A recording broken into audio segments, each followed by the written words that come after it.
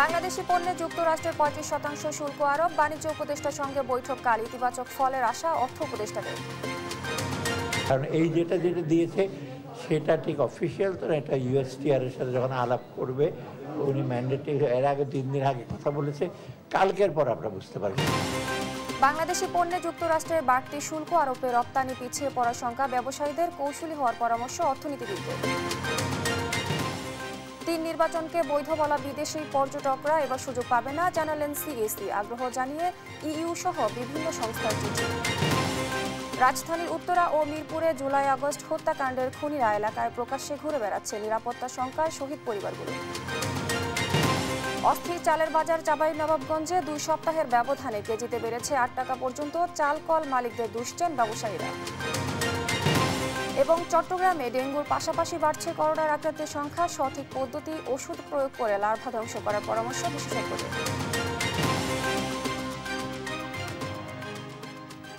দেখছিলেন শিরোনাম সংবাদ সকালের সঙ্গে আছি আমি স্নিগ্ধা খান। এবার বিস্তারিত। বাংলাদেশি পণ্যের উপর ৩৫% অতিরিক্ত শুল্ক আরোপের কথা জানিয়ে প্রধান উপদেষ্টা ডক্টর মোহাম্মদ ইউনূসকে চিঠি দিয়েছেন মার্কিন প্রেসিডেন্ট ডোনাল্ড ট্রাম্প। বাণিজ্য প্রতিবন্ধকতা দূর করার জন্যই এমন সিদ্ধান্ত নেওয়া হয়েছে বলে জানান তিনি। আগামী 1 আগস্ট থেকে কার্যকর হবে নতুন শুল্ক। বাংলাদেশের পাশাপাশি আরও 13টি দেশকে চিঠি পাঠান মার্কিন প্রেসিডেন্ট। আরবিদ আফসারের রিপোর্ট। যুক্তরাষ্ট্রের রপ্তানির ক্ষেত্রে বাংলাদেশি পণ্যে 35% শুল্ক আরোপের ঘোষণা দিয়েছেন মার্কিন প্রেসিডেন্ট ডোনাল্ড ট্রাম্প।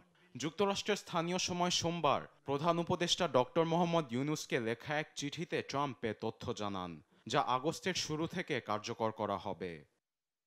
অধ্যাপক ইউনূসকে লেখা চিঠিতে ট্রাম্প বলেছেন, 2025 সালের 1 আগস্ট থেকে যুক্তরাষ্ট্রে পাঠানো সব বাংলাদেশি পণ্যের উপর 35% শুল্ক বসবে, যা খাতভিত্তিক শুল্কের সঙ্গে আলাদাভাবে যোগ হবে। ট্রাম্প আরও বলেন, মার্কিন পণ্যে বাংলাদেশের বাড়তি শুল্ক, অশুল্ক নীতি ও বাণিজ্য প্রতিবন্ধকতা দূর করতে সিদ্ধান্ত নেওয়া হয়েছে। তবে বাংলাদেশ যদি যুক্তরাষ্ট্রের সঙ্গে থাকা বাণিজ্য বাধা দূর করে এবং কার্যকর ব্যবস্থা নেয়, তাহলে শুল্ক কমানোর আশ্বাস দিয়েছেন ট্রাম্প। আবার এর বিরুদ্ধে বাংলাদেশ পাল্টা ব্যবস্থা নিলে শুল্ক আরও বাড়ারও হুঁশিয়ারি দিয়েছেন তিনি। উচ্চ শুল্ক এড়ানোর উদ্দেশ্যে ট্রান্সশিপমেন্টের মাধ্যমে পণ্য পাঠানো হলে সেগুলোর ওপরও সেই উচ্চ শুল্ক আরোপ হবে। সেই সঙ্গে ট্রাম্প আরও বলেন, বাংলাদেশের কোনো কোম্পানি যুক্তরাষ্ট্রে পণ্য উৎপাদন বা তৈরি করার সিদ্ধান্ত নেয়, তাহলে কোনো শুল্ক আরোপ করা হবে না। গেল এপ্রিলে বাংলাদেশের প্রধান রপ্তানি পণ্যের উপর 37% শুল্ক আরোপ করেছিল যুক্তরাষ্ট্র। তখন এটি কার্যকরের আগে ডোনাল্ড ট্রাম্পকে সময় চেয়ে চিঠি লিখেছিলেন অধ্যাপক মোহাম্মদ ইউনূস। তখন 3 মাস অতিরিক্ত সময় বেঁধে দিয়েছিলেন মার্কিন প্রেসিডেন্ট। এদিকে বাংলাদেশের পাশাপাশি বিশ্বের আরও 14টি দেশে শুল্ক বৃদ্ধির চিঠি পাঠিয়েছেন মার্কিন প্রেসিডেন্ট, যার মধ্যে মালয়েশিয়া, দক্ষিণ আফ্রিকা, থাইল্যান্ড, তিউনেশিয়া, জাপান এবং দক্ষিণ কোরিয়া সহ একাধিক দেশের উপর 25 থেকে 40% পর্যন্ত শুল্ক আরোপের চিঠি পাঠানো হয়েছে। আরবিদ আফসার, নিউজ ডেস্ক, দেশ টিভি।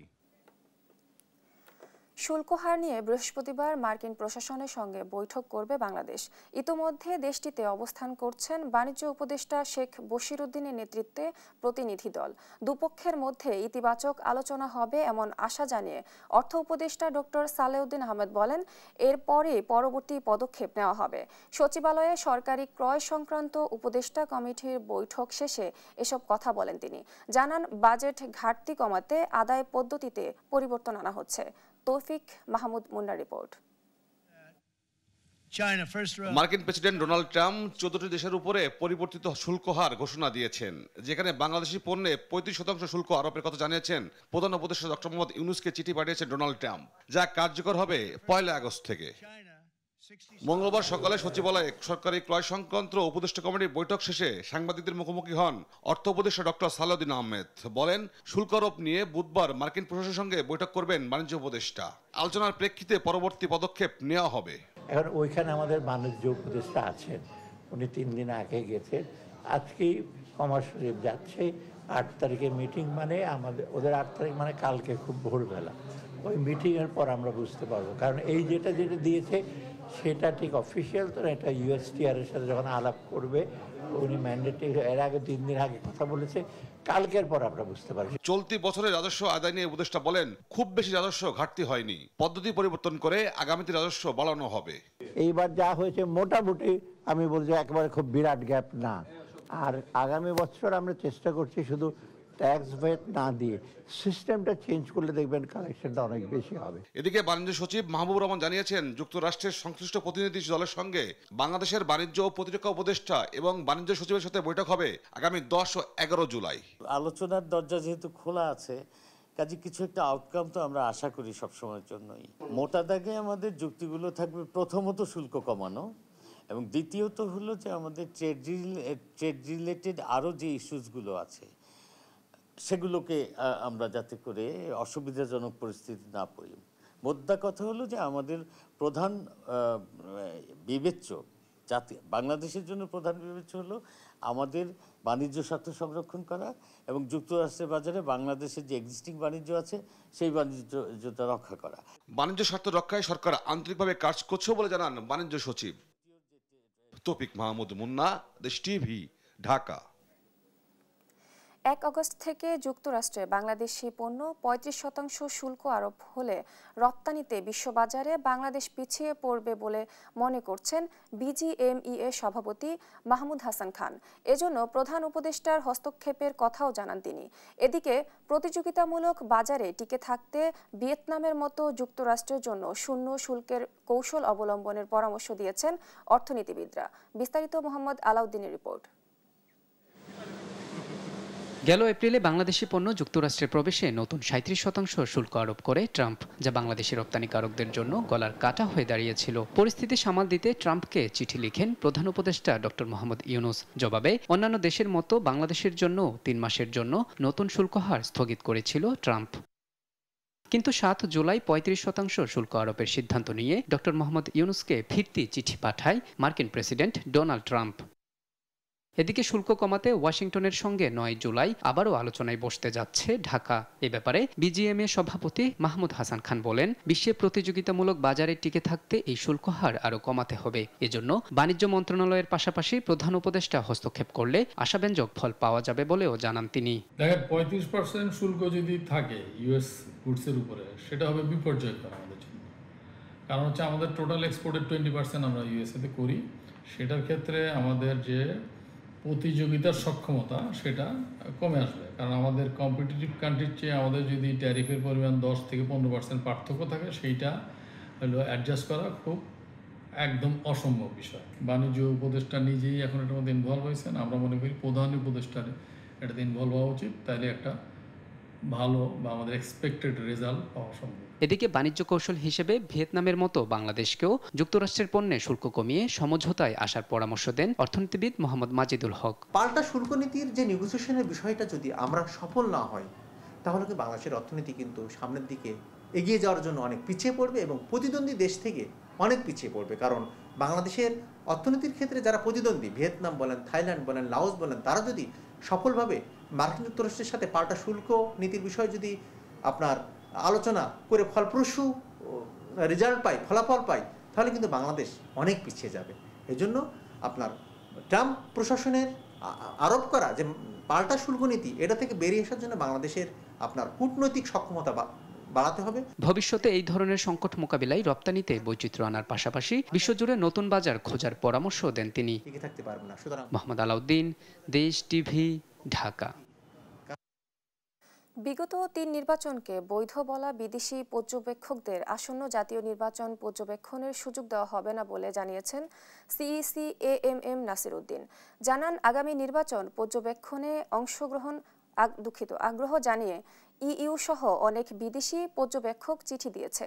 নির্বাচন সংশ্লিষ্ট সবার ভাবমূর্তি রক্ষায় সুষ্ঠু ও গ্রহণযোগ্য নির্বাচন জরুরি বলেও জানান সিইসি। শিউলি রায়ের রিপোর্ট। মঙ্গলবার নির্বাচন ভবনে কানাডার হাই কমিশনার অজিত সিং এর সঙ্গে বৈঠক করেন প্রধান নির্বাচন কমিশনার এএমএম নাসির উদ্দিন। এই সময় নির্বাচনের সার্বিক প্রস্তুতির পাশাপাশি ব্যালট প্রকল্পের কানাডার সহযোগিতা নিয়ে আলোচনা হয়। জানিয়েছে আমাদের প্রস্তুতির বিষয়টা। প্রশ্নের জবাবে সিএসি জানান, বিগত 3 নির্বাচন বৈধ বলা বিদেশি পর্যটকদের ত্রয়োদশ জাতীয় নির্বাচন পর্যবেক্ষণের সুযোগ দেওয়া হবে না। যে সমস্ত পর্যবেক্ষক গত 3টা নির্বাচনকে সার্টিফিকেট দিয়েছে যে খুব সুন্দর নির্বাচন হয়েছে, অ্যাকসেপ্টেবল ক্রেডিবল নির্বাচন হয়েছে, তো তাদেরকে কি আমাদের নেওয়া উচিত? যারা ডিপেন্ডেবল, রিলায়েবল এবং যাদের এক্সপিরিয়েন্স আছে, আমি ফরেন অবজার্ভের কথা বলছি, যাদের এক্সপিরিয়েন্স আছে বিভিন্ন দেশে, তারা হয়তো ইলেকশন অবজার্ভ করেছে, সুতরাং ওই ধরনেরই আমরা নিব। পরে reporters forum of election and democracy আয়োজিত ফল উৎসবে অংশ নেন সিএসি সহ 4 নির্বাচন কমিশনার।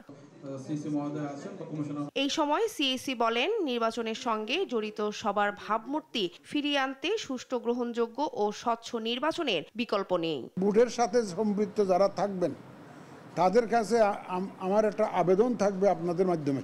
আমরা সবাই মিলে কিন্তু 91 সালে একটা অত্যন্ত সুষ্ঠু নির্বাচন উপহার দিয়েছি জাতিকে, 96 সালে দিয়েছি, 2001-এ দিয়েছি, এখন কেন পারবো না? এই ভাবমূর্তি পুনরুদ্ধারের জন্য এইটাই হচ্ছে সুযোগ। সে যে ভাবমূর্তি যেটা নষ্ট হয়েছে সেটার থেকে আপনারা উঠে আসুন, আমরা প্রমাণ করতে চাই যে আমরা পারি। ভোটের দিনক্ষণ চূড়ান্ত হয়নি জানিয়ে তিনি বলেন, ভোটাধিকার নিশ্চিতে সার্বিক প্রস্তুতি নিচ্ছে নির্বাচন কমিশন। শিউলি রায়, দেশ টিভি, ঢাকা। ভিন্নমত থাকলেও অন্যের মতামতকে প্রাধান্য দেওয়ার তাগিদ দিয়েছেন বিএনপির মহাসচিব মির্জা ফখরুল ইসলাম আলমগীর। বলেন, রাজনীতিতে তরুণদের উল্লেখযোগ্য অংশগ্রহণ ভবিষ্যৎ বাংলাদেশকে অনেক বেশি সমৃদ্ধ করবে, আর পরিকল্পিতভাবে মব কালচার তৈরি করে নির্বাচন পেছানোর পায়তারা চলছে বলে অভিযোগ করেন রুহুল কবির রিজভী। নিয়াজ মুর্শেদের প্রতিবেদন। মঙ্গলবার দুপুরে নয়াপল্টনে বিএনপির কেন্দ্রীয় কার্যালয়ে সমসাময়িক নানা ইস্যুতে সংবাদ সম্মেলন করেন দলের সিনিয়র যুগ্ম মহাসচিব রুহুল কবির রিজভী। পুলিশ অফিসার, একজন প্রশাসনিক কর্মকর্তা, তার অভিযোগ, শেখ হাসিনার মতো নানা বয়ান তৈরি করে নির্বাচন পেছানোর অপচেষ্টা চলছে। আওয়ামী আমলের কালো টাকা ও তাদের দোসরদের আন্ডারগ্রাউন্ড তৎপরতার কারণে দুষ্কৃতিকারীরা আশকারা পাচ্ছে এবং সমাজে নৈরাজ্য তৈরির সম্ভাবনা সৃষ্টির আলামত দেখা যাচ্ছে, যেটার আমরা ঘোর বিরোধী। আমরা বারবার এই বিষয়গুলি তুলে ধরেছি আপনাদের মাধ্যমে, কিন্তু প্রশাসন এ ব্যাপারে শক্ত ভূমিকা রাখবে, তারা সেটি রাখছে। এদিকে বাংলা একাডেমিতে গণমাধ্যমের স্বাধীনতার প্রধান অন্তরায় কি শীর্ষক বিতর্ক প্রতিযোগিতায় কথা বলেন বিএনপি মহাসচিব মির্জা ফখরুল ইসলাম আলমগীর। অনেকেই অনেক কথা বলছেন, অনেকেই বলেন, ভবিষ্যৎ বাংলাদেশ প্রতিষ্ঠায় প্রতিজ্ঞাবদ্ধ বিএনপি। তর্ক আছে, বিতর্ক আছে, মতের অমিল আছে। যে কথাটা কিছুক্ষণ আগে এখানে অনেকে বলছিলেন যে আমি তোমার সঙ্গে একমত হব না, কিন্তু তোমার মতকে রক্ষা করার জন্য আমি আমার প্রাণ পর্যন্ত বিসর্জন দিতে রাজি আছি। আমরা এটাতেই বিশ্বাস করি, আমরা লিবারেল ডেমোক্রেসিতে বিশ্বাস করি। আমরা বিশ্বাস করি যে আমার কথা বলার স্বাধীনতা থাকতে হবে, তোমারও কথা বলার স্বাধীনতা থাকতে হবে, এবং এটাই হচ্ছে উপযুক্ত একটা ডেমোক্রেসি। গণমাধ্যমের উপর সরকার ও মালিকদের হস্তক্ষেপ রোধে কঠোর নীতিমালা প্রণয়নের দাবি ওঠে অনুষ্ঠানে। নিয়াজ মুর্শেদ, দেশ টিভি, ঢাকা। ফ্যাসিবাদ বিরোধী আন্দোলনে শহীদদের স্বপ্নের বাংলাদেশ বিনির্মাণে এনসিপি কাজ করে যাবে, এমনটাই জানালেন দলটির আহ্বায়ক নাহিদ ইসলাম। বলেন, বাংলাদেশপন্থী রাজনীতি করবে এনসিপি। মঙ্গলবার দুপুরে কুষ্টিয়ায় জুলাই পদযাত্রা পরবর্তী পথসভায় এই কথা বলেন তিনি। এর আগে বুয়েট শিক্ষার্থী শহীদ আবরার ফাহাদের কবর জিয়ারত করেন এনসিপি নেতারা। নাহিদ হাসান তিতাসের তথ্য ছবিতে জানাচ্ছেন আপন অপু। জুলাই গণ অভ্যুত্থানের বার্ষিকীতে সারা দেশে পদযাত্রা কর্মসূচি পালন করছে জাতীয় নাগরিক পার্টি এনসিপি। পদযাত্রার ৮ম দিনে কুষ্টিয়ায় জুলাই আন্দোলনে শহীদদের পরিবারের খোঁজ খবর নেন কেন্দ্রীয় নেতারা। পরে বুয়েট শিক্ষার্থী আবরার ফাহাদের কবর জিয়ারতের মধ্য দিয়ে শুরু হয় জুলাই পদযাত্রা। আহ্বায়ক নাহিদ ইসলাম বলেন, ফ্যাসিবাদ ও ভারতের আধিপত্যবাদ বিরোধী আন্দোলনে শহীদদের স্বপ্নের বাংলাদেশ নির্মাণই এনসিপির লক্ষ্য। ফ্যাসিবাদ বিরোধী লড়াইয়ে আন্দোলনের সময় গত 16 বছরে যারা গুম, খুন এবং নির্যাতনের শিকার হয়েছে, আমরা সেই সকল শহীদ এবং সকল নির্যাতিত মানুষকে ধারণ করি। সেই শহীদরা যেই স্বপ্নের বাংলাদেশ দেখেছিল, যেই স্বাধীন সার্বভৌম মর্যাদার বাংলাদেশ স্বপ্ন দেখেছিল, যে বাংলাদেশপন্থী রাজনীতির উত্থান তারা করতে চেয়েছিল, আমরা সেই রাজনীতি করতে চাই। এনসিপি নেতারা বলেন, অল্প সময়ের মধ্যে এনসিপি সাধারণ মানুষের যে সাড়া পেয়েছে তা অন্য কোনো দল পায়নি। জনসমর্থন নিয়ে সরকার গঠনের আশাবাদও জানান তারা। সামনের বাংলাদেশকে আমরা সংস্কার এবং বিচারের আঙ্গিকে বিনির্মাণ করতে চাই। ওনারা কিন্তু আমাদের সেই স্বপ্নটা দেখতে এখানে এসেছে। এক বছরে আমাদের পাওনা এটাই যে মানুষজন ধীরে ধীরে রাজনৈতিক হয়ে উঠছে, সচেতন হয়ে উঠছে। পরে বৃষ্টি উপেক্ষা করে কুষ্টিয়া বড়বাজার থেকে 5 রাস্তার মোড় পর্যন্ত পদযাত্রা শেষে সংক্ষিপ্ত পথসভা করেন নেতাকর্মীরা। তারা বলেন, নতুন বাংলাদেশে চাঁদাবাজ, দখলদার ও আধিপত্যবাদের স্থান হবে না। আবার যদি কোনো রাজনৈতিক দল, কোনো রাজনৈতিক পক্ষ সেই আধিপত্যবাদের গোলাম হতে চায়, আমরা তার বিরুদ্ধে দাঁড়াবো। আমরা স্পষ্টভাবে স্লোগান তুলেছি, গোলামি নয়, আজাদি চাই। আমরা সকল দুর্নীতিবাজ এস্টাবলিশমেন্টকে উপড়ে ফেলে দিয়ে এসেছি বর্ডারের ওই পাশে। এখন হাসিনা কোথায়? আর যদি নতুন করে কুষ্টিয়ার বুকে কেউ নতুন হাসিনা, নতুন হানিফ হয়ে উঠতে চায়, আমরা তাদের প্রতিহত করব। কুষ্টিয়ার কর্মসূচি শেষে মেহেরপুরে পদযাত্রা ও পথসভা করে এনসিপি নেতারা বলেন, যারা টাকা দিয়ে ভোট কেনে তারা জনগণকে গোলাম বানিয়ে রাখে। সংস্কার ও বিচার ছাড়া কোনো নির্বাচন এনসিপি মানবে না বলেও জানান তারা। আপন অপু, নিউজ ডেস্ক, দেশ টিভি।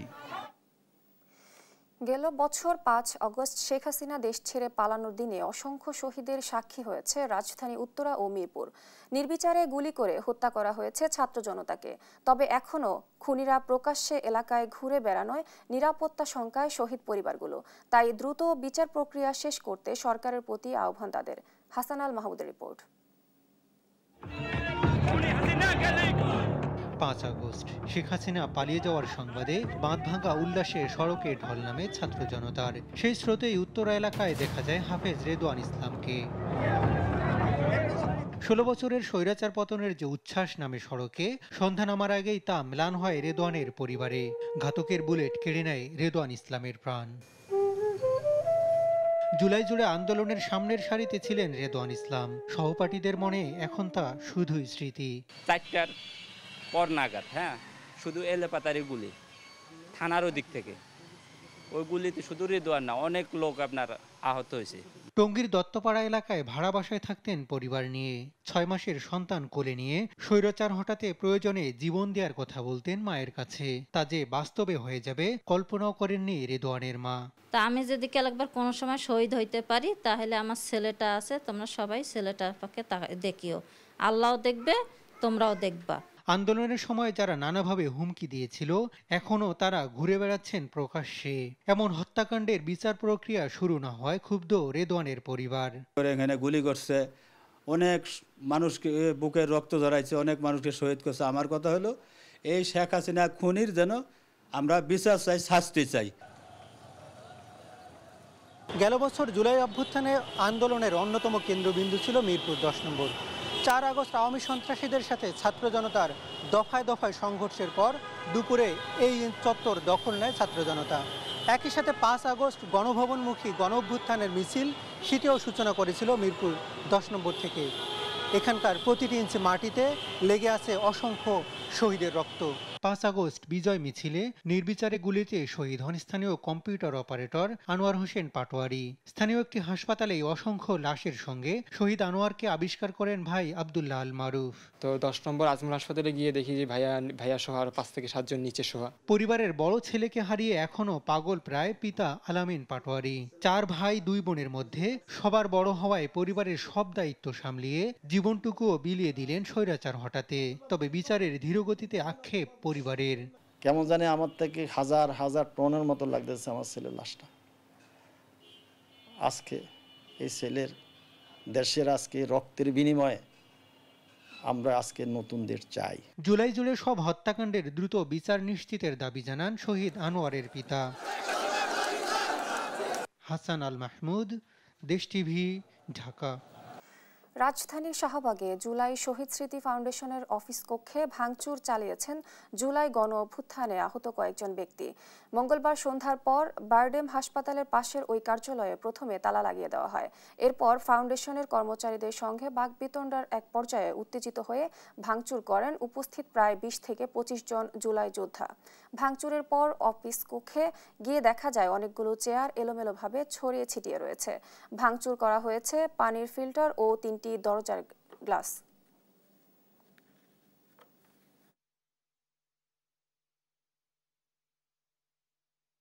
তাদের আর কি অনেক মনের ক্ষোভ, তারা আহত, তাদের মনের ক্ষোভ যে তারা কোনো দিক থেকে সহায়তা পাচ্ছে না, আবার চিকিৎসা হাসপাতাল থেকে ঠিকঠাক মতো পাচ্ছে না। এখন আমাদের ফাউন্ডেশন সেই লক্ষ্যেই আর কি ফাউন্ডেশন কাজ করে যাচ্ছে। আর দ্বিতীয়ত আমাদের ফাউন্ডেশনে এই ফান্ড না থাকার কারণে আর্থিক সহায়তা প্রদান করতে সমস্যা হচ্ছে। রাজধানীর কলাবাগানে ভুয়া পুলিশ সেজে প্রতারণার সময় মোহাম্মদ বাবু মিয়া নামে একাধিক মামলার আসামিকে গ্রেফতার করেছে পুলিশ। মঙ্গলবার ভোর রাতে সেনাবাহিনী ও কলাবাগান থানা পুলিশের যৌথ অভিযানে তাকে আটক করা হয়। তার বিরুদ্ধে মাদক ডাকাতির প্রস্তুতি সহ ৮টি মামলা রয়েছে।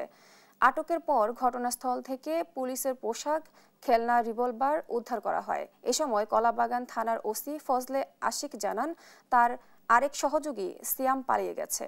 তিনি আরো বলেন, আসামি স্বীকার করে তারা দীর্ঘদিন ধরে পুলিশের পোশাক পরে বিভিন্ন এলাকায় প্রতারণা করে আসছিল। এই ঘটনায় কলাবাগান থানায় মামলা হয়েছে। পলাতক আসামিকে গ্রেফতারের অভিযান চলছে বলেও জানিয়েছেন কলাবাগান থানা পুলিশ।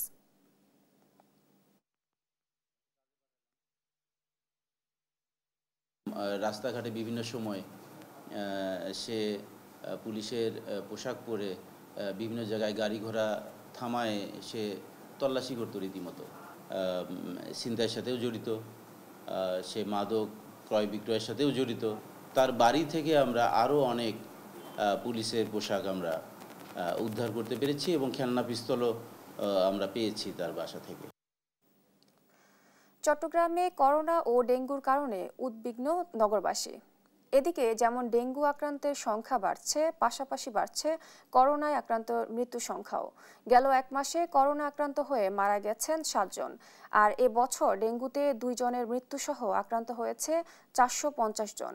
করোনা ও ডেঙ্গু প্রতিরোধে সিটি কর্পোরেশন সহ স্বাস্থ্য বিভাগ নিয়েছে নানা উদ্যোগ। পাশাপাশি ডেঙ্গুর ভয়াবহতা রোধে কীটতত্ত্ববিদরা বলছে, সঠিক পদ্ধতিতে ওষুধ প্রয়োগ না করলে এডিস মশার লার্ভা ধ্বংস করা যাবে না। চট্টগ্রাম থেকে AKM নাজিমের রিপোর্ট, জানাচ্ছেন শামীম হোসেন।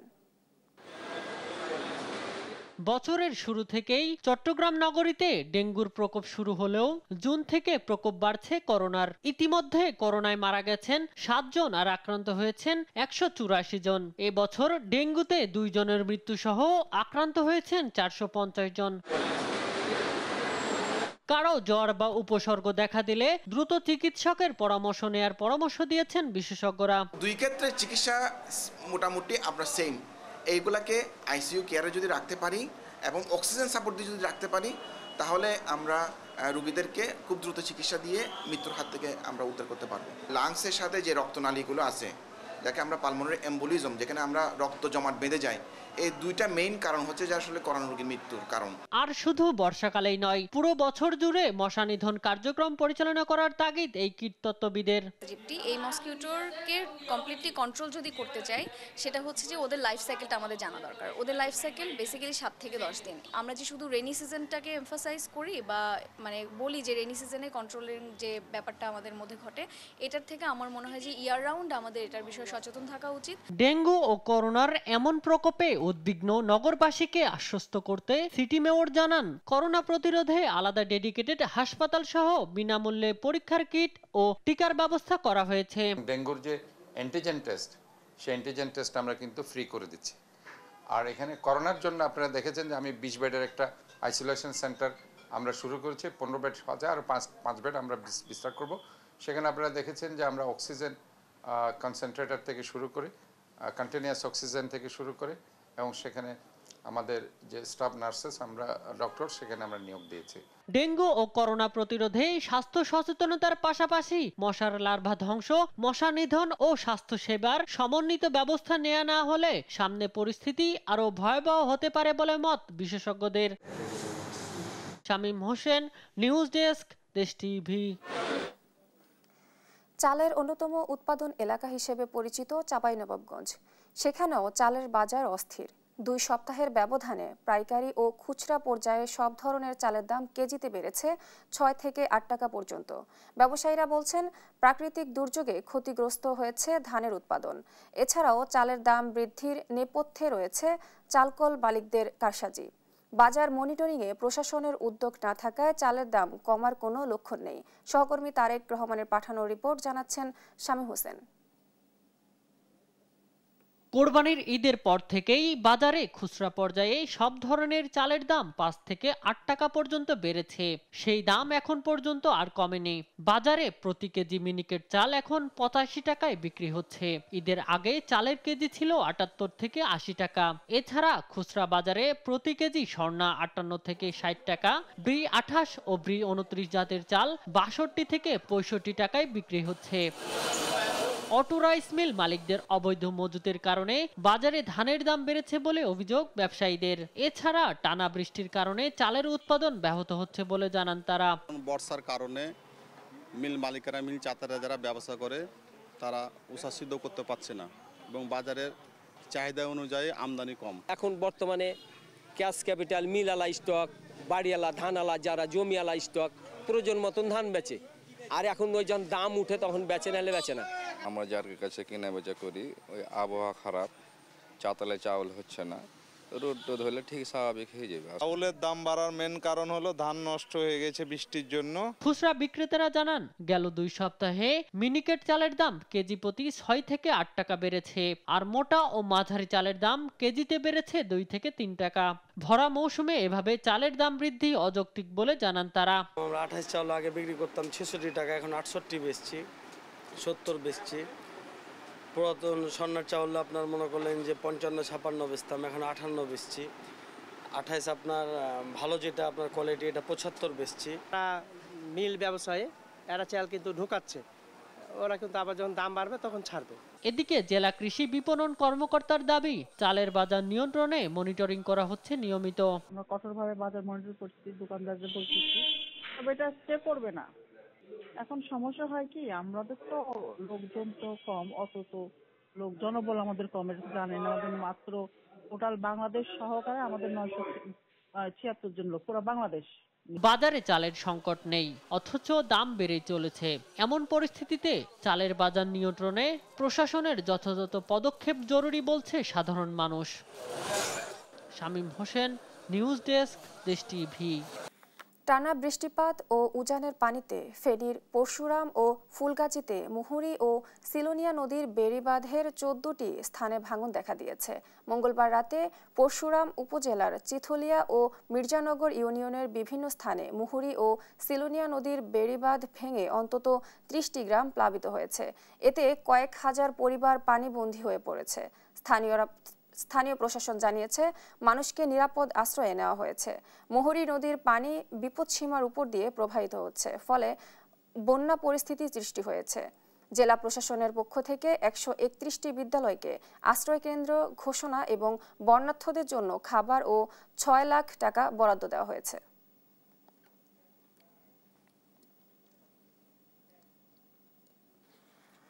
বর্ষার শুরুতেই শরীয়তপুরের জাজিরায় পদ্মা সেতু রক্ষা বাঁধে ভয়াবহ ভাঙন দেখা দিয়েছে।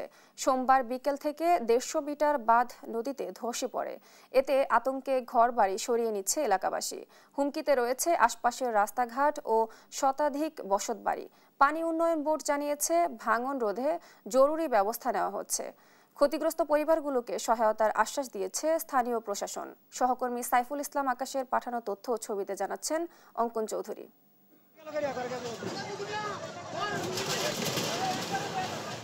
চোখের সামনে পদ্মায় তলিয়ে যাচ্ছে চাচার দোকান, তবুও থামেনি সে।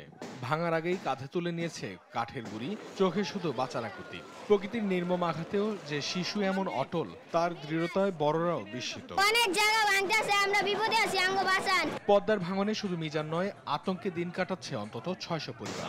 নদী ভাঙনে মাত্র 1 ঘন্টায় ভেঙে পড়েছে 150 মিটার বাঁধ।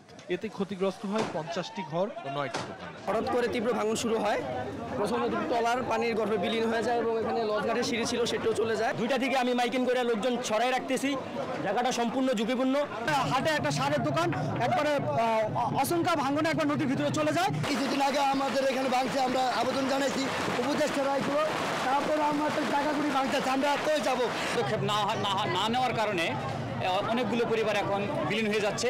ধসে পড়া বাঁধের পরিদর্শনে গেছেন পানি উন্নয়ন বোর্ডের ফরিদপুর অঞ্চলের প্রধান প্রকৌশলী। তিনি জানিয়েছেন ভাঙন রোধে জরুরি ও প্রয়োজনীয় ব্যবস্থা নেওয়া হচ্ছে। আমরা খুব দ্রুত ঠিকাদার মোবিলাইজ করে কাজ শুরু করব। উপজেলার নির্বাহী কর্মকর্তা জানিয়েছেন ভাঙন রোধে জরুরি ভিত্তিতে বাঁধ নির্মাণের চেষ্টা চলছে। সার্বিক পরিস্থিতিটা আসলে আমাদের নজরদারির মধ্যে আছে এবং বেশ কিছু পরিবার আসলে হচ্ছে যে তারা সতর্কতামূলক ব্যবস্থা হিসেবে অন্যত্র সরিয়ে নিয়েছে। পদ্মা সেতু প্রকল্পের আওতাভুক্ত 2 কিলোমিটার ঝুঁকিপূর্ণ বাঁধ নিয়ে পানি উন্নয়ন বোর্ড আগে থেকেই সতর্ক ছিল। দ্রুত ভাঙন ঠেকাতে পরিকল্পিত ও টেকসই বাঁধ নির্মাণের প্রত্যাশা স্থানীয়দের।